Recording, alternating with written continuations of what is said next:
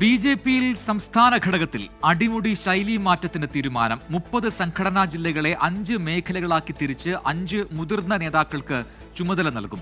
പാർട്ടിയുടെ നയം പറയാൻ നേതാക്കളെ ചുമതലപ്പെടുത്താനും ഇന്ന് ചേർന്ന കോർ കമ്മിറ്റി യോഗത്തിൽ തീരുമാനമായി.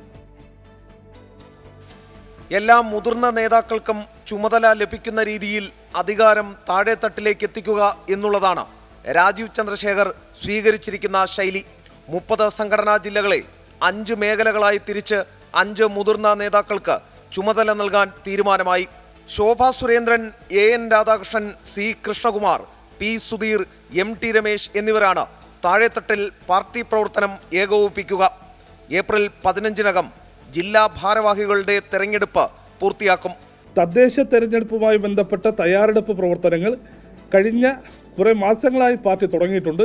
അതേപ്പറ്റിയെല്ലാം പാർട്ടി കോർ യോഗത്തിൽ വിശദമായി ചർച്ച ചെയ്തു. അത് ഊർജിതമാക്കുവാൻ വേണ്ടിയിട്ടുള്ള നടപടികളും പാർട്ടി തീരുമാനിച്ചിട്ടുണ്ട്. അതേസമയം ബി.ജെ.പിയിൽ അടിമുടി ശൈലി മാറ്റത്തിനും പുതിയ അധ്യക്ഷൻ തുടക്കം കുറിച്ചിട്ടുണ്ട്. മാധ്യമ നയത്തിൽ മാറ്റം വരുത്തുമെന്ന് രാജീവ് ചന്ദ്രശേഖർ കോർ കമ്മിറ്റിയിൽ വ്യക്തമാക്കി. പാർട്ടിയുടെ നയം പറയാൻ നേതാക്കളെ ചുമതലപ്പെടുത്തും. അധ്യക്ഷൻ മാത്രം മാധ്യമങ്ങളെ കാണുന്ന രീതി ഉണ്ടാകില്ലെന്നും അദ്ദേഹം പറഞ്ഞു. തദ്ദേശ തെരഞ്ഞെടുപ്പിനൊരുങ്ങാനും രാജീവ് ചന്ദ്രശേഖർ നേതാക്കൾക്ക് നിർദ്ദേശം നൽകിയിട്ടുണ്ട്. എസ് ശ്രീകാന്ത്, 24, തിരുവനന്തപുരം.